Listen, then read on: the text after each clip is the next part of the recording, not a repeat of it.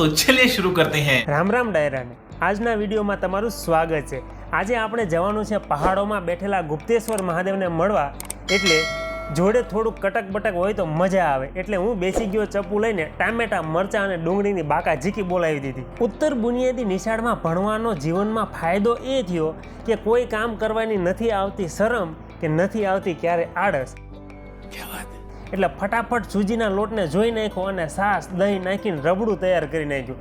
અને આજના મેનુમાં નાસ્તો છે ચીલા, એ પણ સ્પેશિયલ। ગેસ કર્યો ચાલુ ને તવો ચડાવી દીધો। હાલો ત્યારે કંઈક નવું કરી આજે જિંદગીમાં પહેલી વાર ચીલા બનાવવું, જેવા થાય એવા ખાઈ લેવાના, ક્યાં ગામને ખવડાવવા છે આપણે। વાત તો સહી જોઈ લો દોસ્તો, તમે તે આપણે કઈ જેવા તેવા કારીગર થોડા હી, ભલે પહેલી વાર બનાવતા હોય, બાકી કામ તો પ્રો લેવલનું જ છે। હવે તમને હું આખી રેસીપી બતાવવા રહીશ ને, તો જ્યાં આપણે જવાનું છે ને એ સ્થળ વિશે તો તમને દેખાડવાનું રહી જ જાય છે, એટલે આપણે આ પ્રોગ્રામને બંધ કરીએ અને હવે ઉપડીએ સીધા ગુપ્તેશ્વર મહાદેવ। પણ એ પહેલા આ નાનું હોનું પાડું ધરે જાય એટલા બધા જે ચીલા બનાવે છે એ જોઈ લો તમે।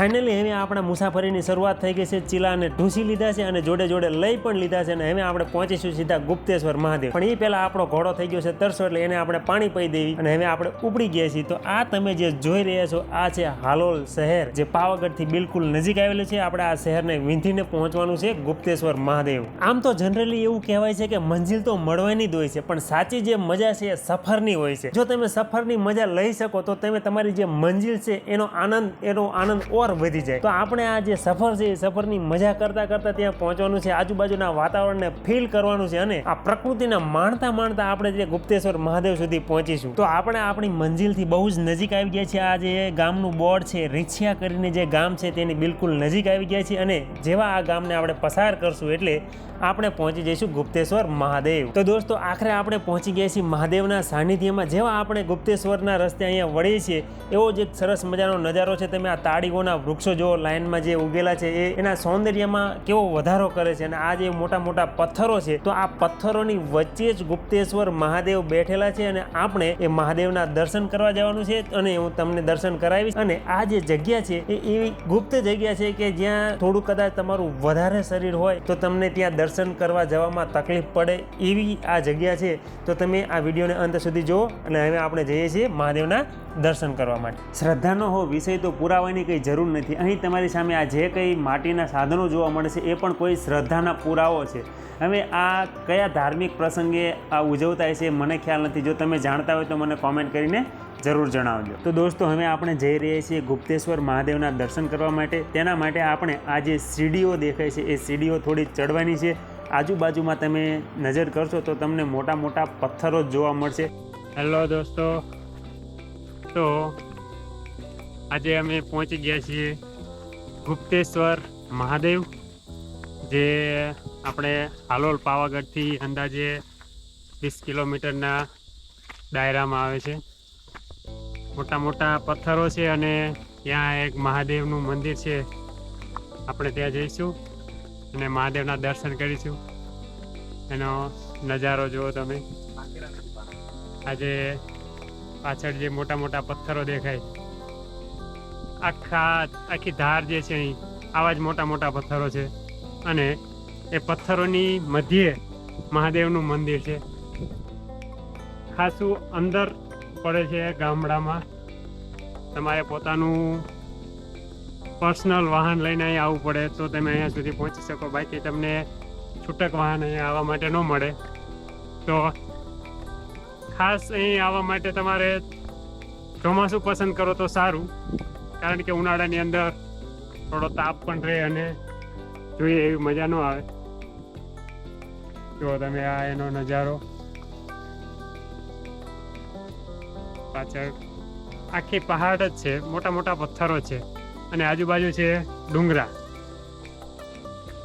ઉનાળાના લીધે આ જે બધા વૃક્ષો છે એના પાંદડા ખરી ગયા છે, પણ જો ચોમાસું હોય તો આજુબાજુની જે બધી ધાર છે તમને હરિયાળી જોવા મળે છે। આ પથ્થરો છે તમે જુઓ, જ્યાં સુધી નજર કરો ત્યાં સુધી આવા વિશાળ પથ્થરો તમને જોવા મળે। મોટા મોટા પથ્થરો જાણે એકબીજા ઉપર એકબીજાના સહારે ટેકવા હોય એવા આ મોટા મોટા પથ્થરો છે। હવે અહીંયા સુધી પહોંચી તો ગયા છીએ, પણ મહાદેવના દર્શન કરવાનો રસ્તો ખરેખરો કયો છે એ કંઈ ખ્યાલ નથી આવતો. આ કારણથી જ આ મહાદેવ ગુપ્તેશ્વર મહાદેવ તરીકે ઓળખાતા હોય એવું લાગે છે. આ જો દોસ્તો તમે પથ્થરો, આ કુદરતની કરામત છે. આવા મોટા વિશાળકાય પથ્થરો એકબીજાના સહારે ટેકવાયેલા છે અને મોટું અહીંથી આપણે પ્રવેશ કરવાનો છે. આ જે મિત્ર મારો જઈ રહ્યો છે તમે જુઓ છો. હવે આપણે અંદર જઈશું મહાદેવના દર્શન કરવા માટે. મહાદેવ આવી જે ગુપ્ત જગ્યાઓ છે ત્યાં જ બેઠા છે, ક્યાંય ખુલ્લામાં છે અને પબ્લિક કોઈ હેરાન ન કરે એવી જગ્યાએ. અને પણ આપણે મહાદેવને ગમે ત્યાંથી શોધી જ લઈએ છીએ. અને હવે આપણે જઈ રહ્યા છીએ મહાદેવના દર્શન કરવા માટે અંદર. તમે જો આ ગુફાઓ જો, આ મોટા મોટા વિશાળ પથ્થરો છે. જો એકાદો પથ્થર આગો પાછો થયો એટલે આપણી ટિકિટ સીધી મહાદેવ સુધી પહોંચી જાય, સીધા ઉપર અહીંથી. હર હર મહાદેવ.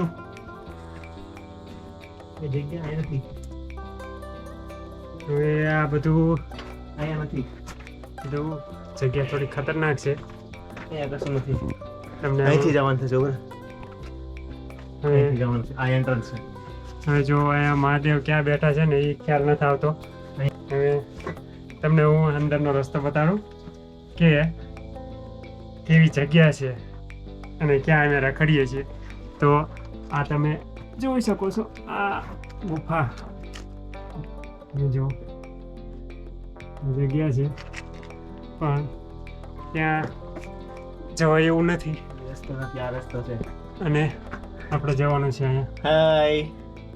લાઈટ કરવી પડશે તો દેખાય છે. જો આટલો સકડાસ વાળો રસ્તો છે, સાંકડો રસ્તો છે જો તમે. અને આની અંદર આપણે જવાનું છે. ચલો અંદર જઈએ. મુનિયા ભાવ હલવાઈ જાવ નહીં. તું કઈ હલવાતો હોય? देखा आपने लापरवाही का नतीजा है. આ ના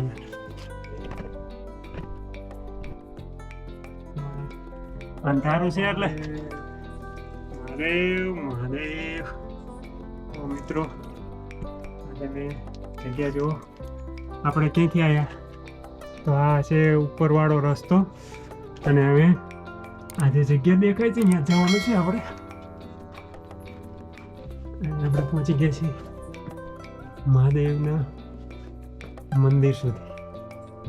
અહીંયા લાઇટની વ્યવસ્થા છે, અંદરનો રસ્તો છે પણ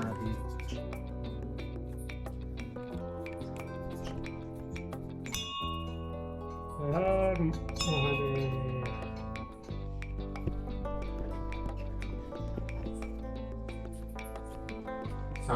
અહીં તમે આમ ઉપર નજર કરશો તો નકરા ચામાચીડિયાઓ છે. અહીંયા એટલા બધા ચામાચીડિયાઓ છે કે વાત જવા દો. ચામાચીડિયાઓ હંમેશા એવી જગ્યા પસંદ કરે છે કે જ્યાં સીધો પ્રકાશ ન આવતો હોય.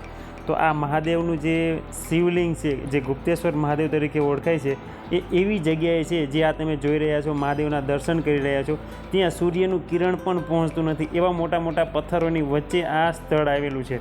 એટલે અહીં તમારે પહોંચવા માટે થોડી મહેનત જરૂર પડે, કારણ કે જો શરીર વધારે હોય તો આપણે જે રસ્તો બતાવ્યો એમાંથી તમે પસાર ન થઈ શકો અને અહીં મહાદેવ સુધી પહોંચી શકો નહીં. તો આ તમે જે જોઈ રહ્યા છો એ છે ગુપ્તેશ્વર મહાદેવ. આ થોડી જગ્યામાં જે થોડી લાઇટ દેખાઈ રહી છે, જો તમે એના આધારે અંદાજો લગાવી શકો છો કે આ મંદિર જે છે, જે શિવલિંગ છે એ કેટલું અંદરની તરફ છે. જો દોસ્તો મેં શરૂઆતમાં જ કીધું હતું કે જેનું શરીર થોડુંક વધારે હશે એને અહીં આવવામાં તકલીફ પડશે. એનું કારણ આ જ હતું. જો આ રસ્તો કેવો છે, જ્યાંથી આપણે અંદર જવાનું છે અને બહાર નીકળવાનું છે. જો તમારું શરીર આની કરતાં વધારે હશે તો અહીં તમે ફસાઈ જશો અને તમે ત્યાં સુધી પહોંચી શકશો નહીં. તો તમારું શરીર પણ ફિટ હોવું જરૂરી છે અહીં દર્શન કરવા આવવા માટે. હવે આપણે અંદર તો મહાદેવના દર્શન કરી લીધા. હવે આપણે ટોચ ઉપર ચડીએ, આ પથ્થરોને પાર કરીને સૌથી ઉપર અને પછી ડુંગરાઓનો નજારો જોઈએ કે અહીંયાથી કેવો વ્યૂ આવે છે. જો મિત્રો અહીંયા એવો કોઈ સીધો રસ્તો નથી કે તમે આયા અને બે હાથ જોડ્યાને દર્શન કરી લીધા. અહીંયા તમારે પથ્થરોની આંટી ઘૂંટીમાંથી પસાર થવું પડશે અને તમારે શરીરને મેન્ટેન કરવું પડશે. જો તમારું બોડી ફિટ હશે તો અને તો જ તમે આ સ્થળની મુલાકાત લઈ શકશો. હવે અહીંયા આપણને લોકલ ટાબરિયાઓ મળી જાય છે. જો આ વિડીયોમાં ન આવે એટલે મોઢું સંતાડીને ભાગે છે ને શરમ આવે છે કે આ નકામો મને વિડીયોમાં લઈ લે છે એટલે એમ. चीटिंग करता है तू. શું નામ શું તારું? પણ આ મોઢું તો દેખે છે કા? કેમ શરમ આવે છે? હે? मुझे अपने घर जाना है. હાલો તો આપણે હવે ઉપર જઈએ ટોચ ઉપર અને આ અમારી જાતે એના ટેણીઓ જોડાઈ ગયા છે. લોકલ ગાઈડ અમારી સાથે જોડાઈ ગયા છે અને હવે અમે એનો નજારો જોવા માટે જઈએ છીએ ઉપર. હા જુઓ તમે પાછળનો જે સીન છે આ પથ્થરો વાળો, આ સૌથી મોટો પથ્થર છે ને એની સૌથી નીચે મોટો ભોળાનાથ પથ્થર. ત્યાં ઉપર સુધી જવાનું છે પણ ચઢાણ થોડું કપરું છે. આમ જો કે વાંધો નથી આવ્યો પણ બેગમાં વજન છે એટલે ના ના આવશે પણ વાંધો આવશે નહીં. હા જો આ મારા ટેણીયું રોજની વાયની થયું એટલે દોડામ દોડ ચડી જાય પણ આપણે આ વિસ્તારમાં નવા છીએ એટલે થોડુંક જાળવીને ચડવું જોઈએ. નહીતર તમે જુઓ આમ અંદર જતા વાર ન લાગે. આખો જે વિસ્તાર છે એ આખો જો આ ચડે છે ને જો લોકલ રોજની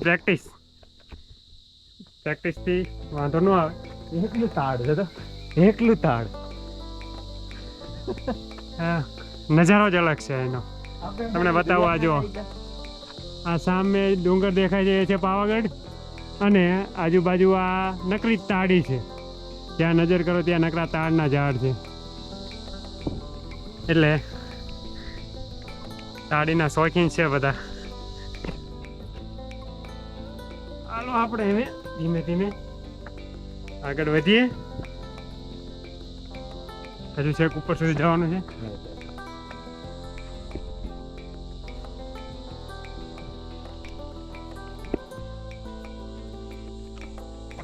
બધા ચડી શકે એવો રસ્તો નથી. થોડીક પ્રેક્ટિસ અને હિંમતની બેની જરૂર પડે એવું છે પણ અમે તો એડવેન્ચર ફીલ થાય તમને.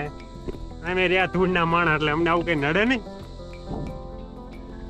ખડપટ્ટી કરવી ને શું જો ઉપર ચડી ગયા. નજારો એક નંબર છે પણ કહેવાય ને કે ચોમાસાની અંદર અદ્ભુત લાગે. ખરા ઉનાળા આવ્યા છીએ એટલે અમે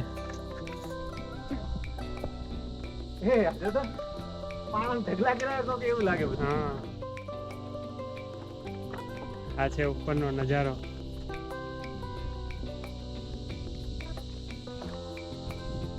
આપણે હજુ ઉપર ચડવાનું છે. આ જ્યાં ઉપર ત્યાં સજા દેખાય ત્યાં. ચલો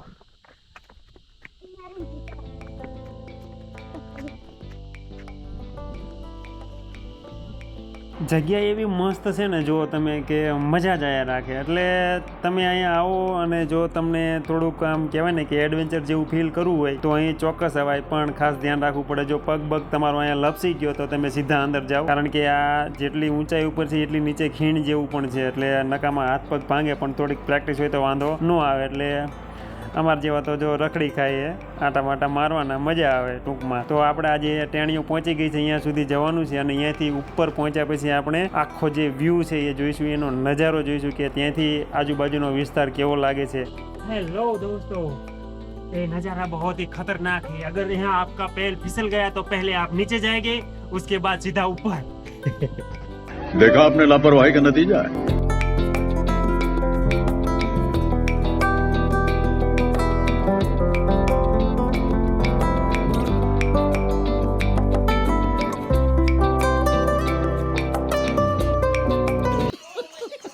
આ પથ્થર ઉપર ચડવું તમને જેટલું સહેલું લાગે છે એટલું છે નહીં કારણ કે ઉપર ચડવા માટે કોઈ આધાર નથી. તમારે ફક્ત તમારી તાકાતના આધારે જ ઉપર ત્યાં પહોંચવું પડે એવું છે.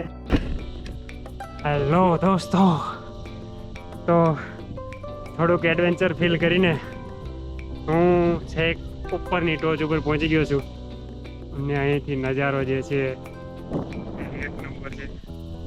તમે જોઈ શકો છો આ છે ગુપ્તેશ્વર મહાદેવ. ગુપ્તેશ્વર મહાદેવની ટોચ પરથી જે આ જંગલનો જે વ્યૂ છે એ કેવો દેખાય છે તમે મિત્રો આ જોઈ શકો છો. આ છે સૌથી ઉપરની ટોચ પરનો વ્યૂ અને અહીંથી આ જે સામે પર્વત દેખાય છે એ છે પાવાગઢ. સવારમાં જે મહેનત કરીને નાસ્તો બનાવ્યો તો એને ન્યાય આપવાનો સમય આવી ગયો હતો, એટલે હવે મેં એને ન્યાય આપી દીધો. તો મિત્રો હું આ ડંકીનું પાણી પી લઉં એટલી વારમાં જો તમારા ચેનલને સબસ્ક્રાઇબ કરવાનું, લાઇક કરવાનું, જે કંઈ બાકી હોય કરી નાખવું. ફરી મળીએ નવા વિડીયોમાં કોઈ નવા સ્થળ સાથે. જય હિન્દ, જય ભારત. અને હા, છેલ્લે એક વસ્તુ પૂછવાની રહી ગઈ, વિડીયોમાં મજા આવે છે કે નહીં કહેતા રહેજો એટલે મને ખબર પડે.